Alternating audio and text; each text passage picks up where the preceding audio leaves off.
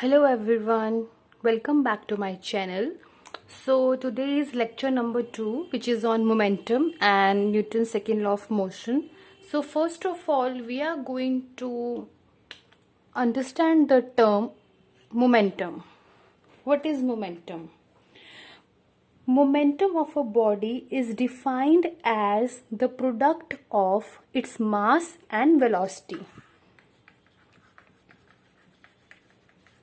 Product of mass and velocity. That means m and v. Suppose this is a body which is having some mass m. एक body है जिसका मास m है and it is at rest. So momentum जो होता है उसमें velocity होना बहुत ज़रूरी है. वेलोसिटी एक्वायर होगी then we can only say that momentum is there. Basically momentum is the product of mass into velocity. We denoted it by p. The symbol of momentum is p. So अगर ये rest पे है so इसका मतलब इसमें कोई velocity नहीं है. अगर कोई वेलोसिटी नहीं है इसका मतलब अगर ये वेलोसिटी फैक्टर 0 है दैट मीन्स इस बॉडी में कोई मोमेंटम भी नहीं है. तो कहने का मतलब ये है कि अगर आपकी कोई भी बॉडी है चाहे उसकी वेलोसिटी की वैल्यू कम है या ज़्यादा है, जो भी वैल्यू होगी that means that body is having some momentum. Momentum होने के लिए वेलोसिटी फैक्टर का होना बहुत ज़रूरी है. So what we can say that momentum of a stationary body, the momentum of stationary body is 0. Stationary object के लिए हमारी जो momentum है that is 0 because velocity is 0. So in the simplest manner we can say that momentum is basically, what is the main definition? Quantity of motion of a body. Body कितनी move कर रही है that is known as momentum. Momentum depends on velocity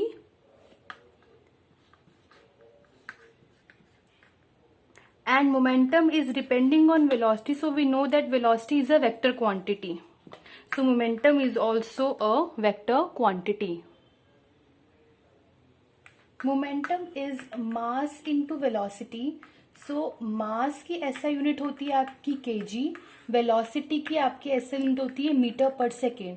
so momentum की जो आपकी SI unit बन जाती है दैट इज केजी मीटर पर second. So let us understand with an example. Imagine two friends are there. This is Sam and this is Max. They are running in the playground. Sam weighs 30 kilograms and Max weighs 40 kilograms. Both of them are running with the same speed in the same direction. इसी direction में दोनों जा रहे हैं, उनकी speed भी same है and directions is also same. So tell me one thing, who has more momentum and why? And second part, who will get hurt more? Who will get hurt more if they hit a wall?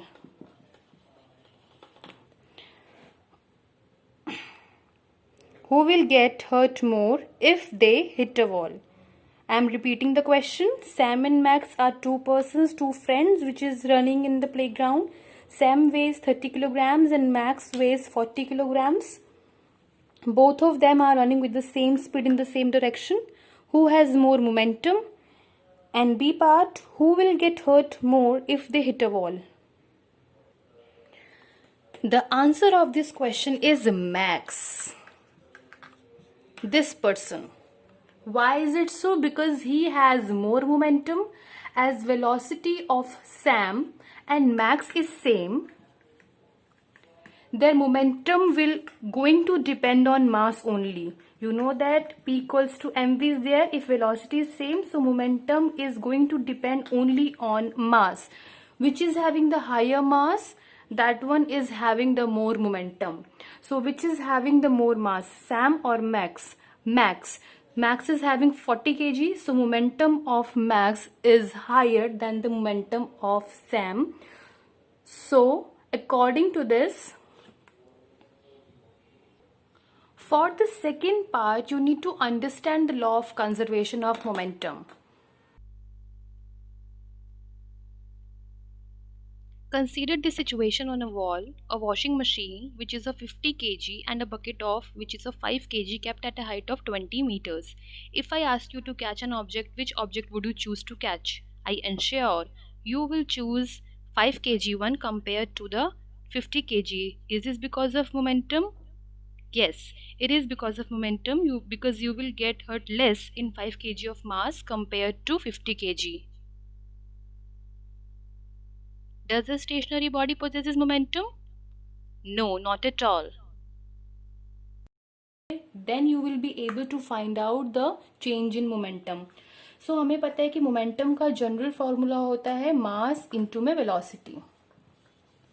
This is the basic formula. So to get the value of final momentum, I can write mass. एक object है जिसका मास है m, उसकी initial velocity है u. बाद में उसकी जो बॉडी का जो मास है वो m ही है, लेकिन उसकी फाइनल वेलोसिटी हो गई है v. तो इस पॉइंट पे हम बोलेंगे फाइनल मोमेंटम होगा और इस पॉइंट पे हम बोलेंगे कि इनिशियल मोमेंटम होगा. तो फाइनल मोमेंटम में क्या आएगा, मास इनटू में velocity. Which velocity? Final velocity, which is v. And if I need to calculate initial momentum, then mass is same. What is the initial velocity here? u. So अगर मुझे change की बात करनी है, change को हम denote कर देते हैं डेल्टा पी. डेल्टा का सिंबल होता है दैट मीन्स चेंज.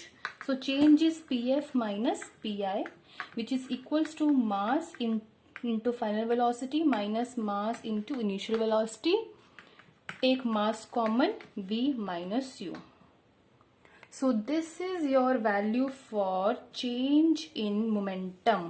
Momentum में change होना, that means you are creating a difference in between the momentums.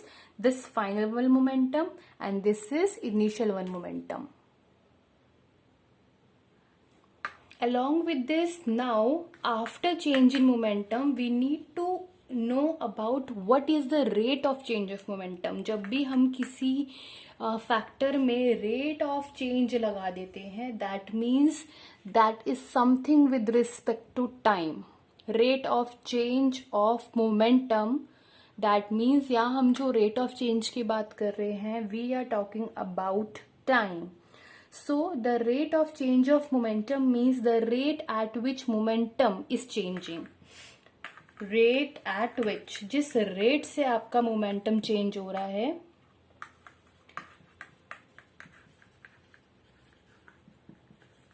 Is known as rate of change momentum. पहले कम था मोमेंटम, फिर ज्यादा हो गया, या पहले ज्यादा था फिर कम हो गया, उसी की रेट को डिटरमाइन करने के लिए we will study this thing. That means here change in momentum means delta P, and rate of this की बात करें, रेट ऑफ चेंज की बात करें, that means we are talking about time here in the denominator. Change in time.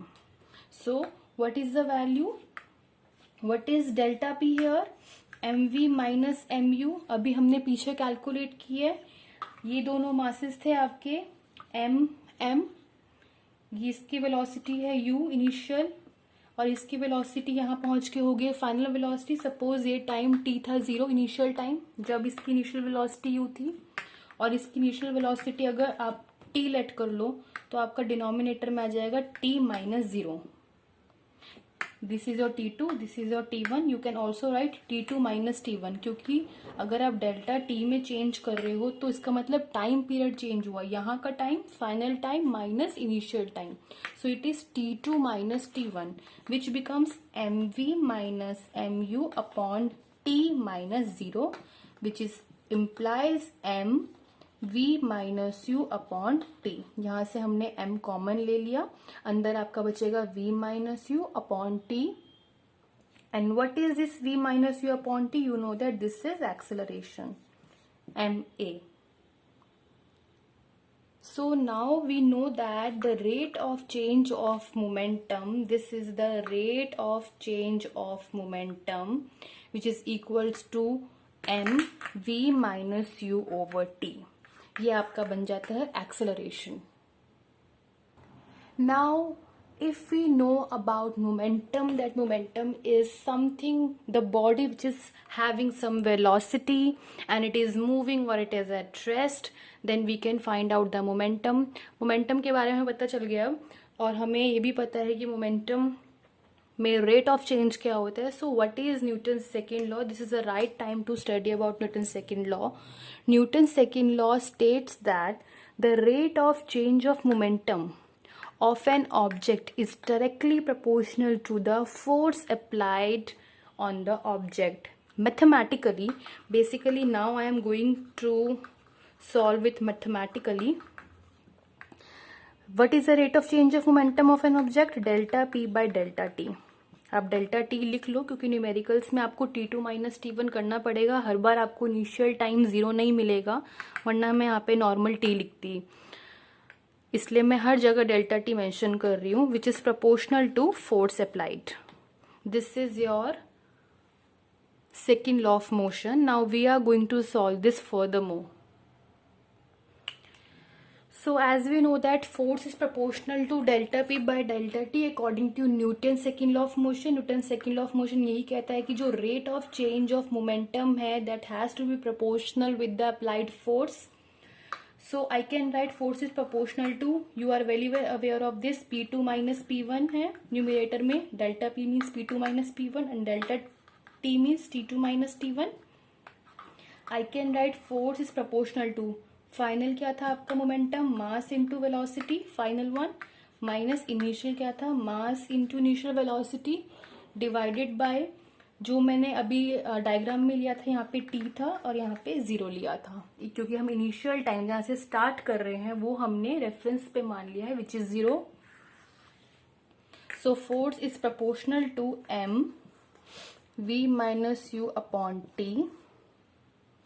Force is proportional to m. You all know that this is acceleration according to first law of motion, first equation of motion. यहाँ पे ये constant of proportionality को हटा के हम एक constant introduce करते हैं. ये हमेशा एक रूल होता है, जब भी हम प्रोपोर्शनैलिटी के साइन को रिमूव करते हैं और इक्वल टू का लगाते हैं तो हमें यहाँ पर एक कांस्टेंट फैक्टर को इंट्रोड्यूस करना पड़ता है, k इक्वल्स टू एम ए.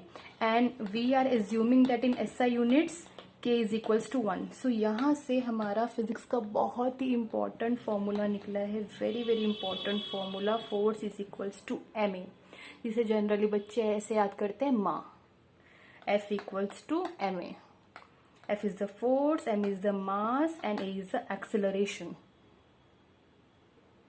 अब आप खुद ही देखो, फोर्स इक्वल्स टू ma है. सो इसका मतलब, इस स्टेटमेंट का मतलब है फोर्स मास पे भी डिपेंड कर रहा है और फोर्स एक्सेलरेशन पे भी डिपेंड कर रहा है. कैसे डिपेंड कर रहा है? डायरेक्टली. जब भी आपका न्यूमरेटर में ही होता है, डिनोमिनेटर में कोई फैक्टर नहीं होता है, तो हम बोलते हैं वो डायरेक्टली डिपेंडेंसी है. अपॉन में होता है तो हम बोलते हैं वो इन्वर्सली, मतलब उल्टे पे डिपेंड कर रहा है, वन अपॉन समथिंग पे डिपेंड कर रहा है. तो यहाँ I can write force is inverse directly proportional to mass and force is directly proportional to acceleration. मतलब मास के बढ़ने से अगर आपका मास इंक्रीज होगा तो फोर्स भी इंक्रीज होगा, और अगर आपने यहाँ पर एक्सेलरेशन को इंक्रीज किया तो आपका फोर्स भी इंक्रीज होगा. लेकिन इस वाली कंडीशन में एक चीज़ देखो, अगर फोर्स डायरेक्टली डिपेंड कर रहा है मास पे, इसका मतलब एक्सेलरेशन कांस्टेंट है.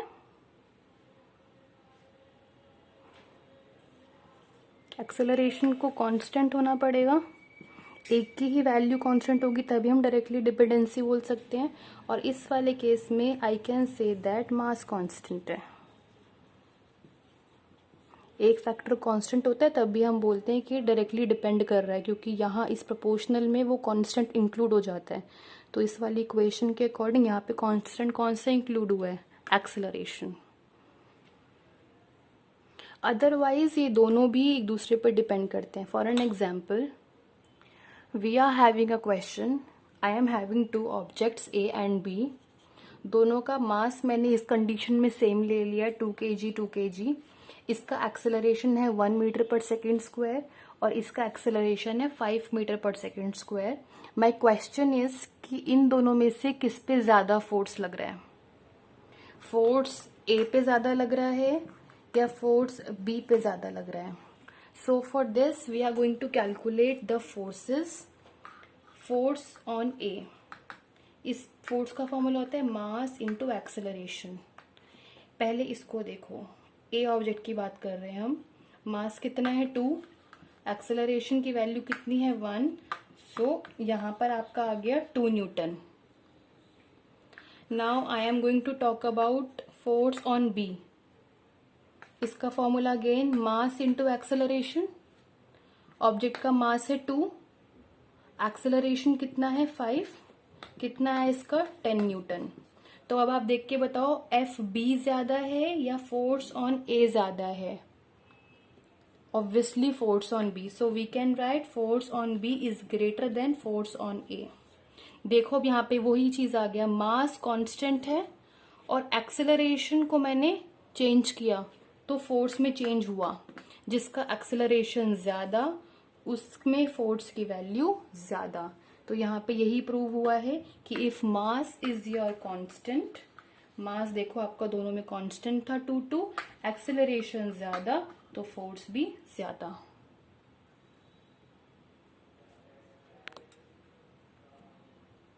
Okay, now next example is I am again taking two objects, one is A and another one is B.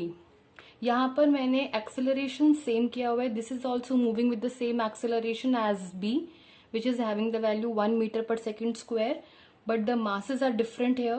The mass of object A is 2 kg and the mass of object is B 4 kg. So in this scenario you can see that A is constant, acceleration is constant, but the mass is changing. Now again I need to find out what is about force, on what object the force is acting greater one. So for this scenario, for object A, let us calculate force again. Mass into acceleration, mass is 2, acceleration is 1, 2 newtons. Now calculate the force on B, again mass into acceleration is the formula, mass is 4 here now acceleration is 1, 4 newton. So now you can easily see which one is the greater one. Again FB is greater than FA. That means again my assumption is right. If A is a constant, then force is directly depending on mass. If mass is increasing, your force is also increasing. Okay, now our third example is again different scenario. Again I am taking two objects A and B. इस बार मैंने masses को भी different कर दिया और acceleration को भी different कर दिया. Now we have to see about the forces. So again FA हम calculate करेंगे, mass into acceleration 2 into 1 which is 2 newtons. B के लिए calculate करेंगे, mass into acceleration again 4 into 2 is 8 newtons. In this case also your force of B is greater than force of A. That means सिर्फ constant होना ज़रूरी नहीं है, अगर value change भी हो रही है तो बेसिकली जो फोर्स है वो प्रोडक्ट पे डिपेंड कर रहा है कि प्रोडक्ट में क्या चेंजेस आ रहे हैं. अगर ये कांस्टेंट है तो इस पे डिपेंड करेगा, ये कांस्टेंट है तो इस पे डिपेंड करेगा, और अगर दोनों ही चेंज हो रहे हैं तो दोनों का प्रोडक्ट चेक करना होगा, तब हमें पता चलेगा कि किसका फोर्स ज्यादा है. अब हमने नेक्स्ट एग्जाम्पल में थोड़े से चेंजेस कर दिए. Now I have taken to objects A and be having mass 1 kg and 2 kg respectively.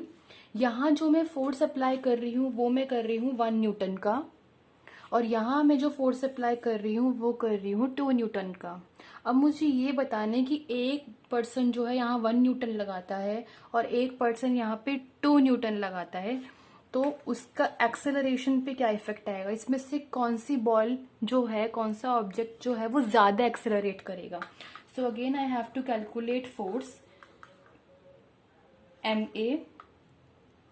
यहाँ पर फोर्स ऑन A कितना है 1 न्यूटन. इसके लिए मास कितना है 1 इंटू इसका एक्सेलरेशन नहीं पता क्योंकि हमें एक्सेलरेशन ही निकालने हैं. तो एक्सेलरेशन इज 1 मीटर पर second square in this case for object A. Now for object B, FB is equals to MA. FB 2 Newton है, मास 2 kg है, एक्सेलरेशन इज अगेन 1 मीटर पर सेकेंड स्क्वायर. ये क्या हो गया, यहाँ पर मासेस में मैंने जितना चेंज किया है उतना ही चेंज मैंने फोर्स में किया, तो मेरा एक्सेलरेशन कांस्टेंट आ गया. ग्रेट. आप खुद फॉर्मूला देखिए, आपको पता है फोर्स और मास प्रपोर्शनली चलते हैं.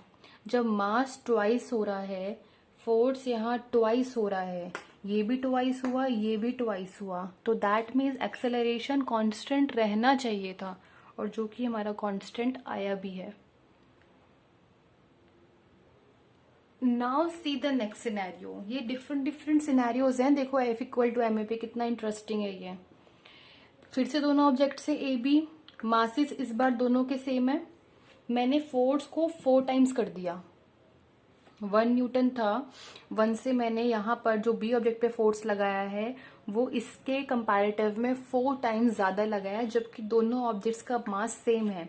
अब मुझे ये बताना है कि इनमें से कौन सा एक्सेलरेशन किसका ज़्यादा रहेगा. तो इसके लिए अगर हम एक्सेलरेशन काउंट करें तो ये आ जाएगा 1 2 into A is equals to 1/2, मतलब 0.5 मीटर पर सेकेंड स्क्वायर. फॉर दिस यहाँ के लिए हम एक्सेलरेशन कैलकुलेट करते हैं तो ये आ जाएगा 4 इक्वल्स टू 2 इंटू A. यहाँ पे एक्सेलरेशन आ गया आपका 2 मीटर पर सेकेंड स्क्वायर. तो आप यहाँ देखो, जो एक्सेलरेशन है वो B का ज्यादा आया है. Acceleration of B is greater than acceleration of object A. As mass is constant, mass constant था आपका, लेकिन फोर्स B पे ज्यादा था कंपैरेटिव टू A पे. तो इसका मतलब जब M कांस्टेंट होता है तब हमारा जैसे फोर्स चेंज होता है वैसे ही हमारा एक्सेलरेशन भी चेंज होता है. Okay, this is the last scenario. I have taken 2 bodies A and B. दोनों पे फोर्स मैं सेम लगा रही हूँ. एक है हल्की है, एक लाइटर बॉडी है, एक हैवियर बॉडी है. एक का मास 1 kg, एक का मास 2 kg, बट मैं फोर्स दोनों पे सेम लगा रही हूँ. तो किस में एक्सेलरेशन ज्यादा होगा. फिर से हमें वो फॉर्मूला लगाना है. फोर्स कितना अप्लाई कर रहे हैं 4, मास कितना गिवन है 1, इसका एक्सेलरेशन हमें फाइंड करना है. ये आ जाएगा 4 equals to acceleration, that means 4 meter पर second square. In the case this, मतलब अगर 1 kg का ऑब्जेक्ट है आपके पास और आप उस पर 4 न्यूटन का फोर्स लगा रहे हो तो वो एक्सेलरेट करेगा 4 मीटर पर सेकेंड स्क्वायर के एक्सेलरेशन वैल्यू से. नाउ फोर्स ऑन B हमें निकालना है. मास इंटू एक्सेलरेशन, यहाँ 4 मास से 2 एक्सेलरेशन, ये आ जाएगा 2 मीटर पर second square acceleration. 4 divided by 2. यहाँ देखो इसका मास कम है, फोर्स तो कांस्टेंट है. चलो फोर्स का तो कोई बात ही नहीं है, फोर्स तो कांस्टेंट ही अप्लाई कर रहे हैं. जिसका मास कम था वो ज्यादा एक्सेलरेट कर रही है, और जिसका मास ज्यादा था वो कम एक्सेलरेट कर रही है. फॉर्मूले से चेक करते हैं. F इक्वल टू MA होता है A equals to F upon में M. फोर्स सेम है तो इसका मतलब मास और एक्सेलरेशन इनवर्सली डिपेंड करते हैं.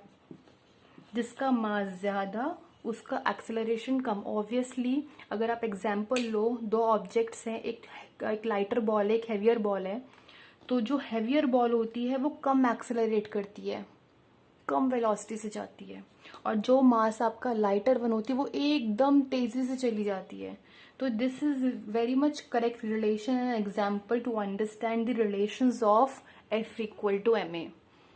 तो आपने नटशेल में क्या पढ़ा? So in today's class you have revised these things, you have learned these things, that force is directly proportional to the rate of change of momentum. यहाँ से सॉल्व करते हैं तो F equal to M A बहुत ही important relation निकलता है. यहाँ से हम ये 3 कंक्लूजन्स निकाल सकते हैं. अगर एक्सेलरेशन कांस्टेंट है तो फोर्स मास के प्रोपोर्शनल रहेगा, मास बढ़ेगा तो फोर्स बढ़ेगा. यहाँ पर अगर मास कांस्टेंट है तो एक्सेलरेशन फोर्स के प्रोपोर्शनल रहेगा. And this is the third one, अगर फोर्स कांस्टेंट है, दोनों ऑब्जेक्ट्स में अगर फोर्स सेम अप्लाई हो रहा है तो मास आपका अगर बढ़ेगा तो एक्सेलरेशन कम होगा. So this is all about momentum and second law of motion. In the next video we will study about Newton's third law of motion.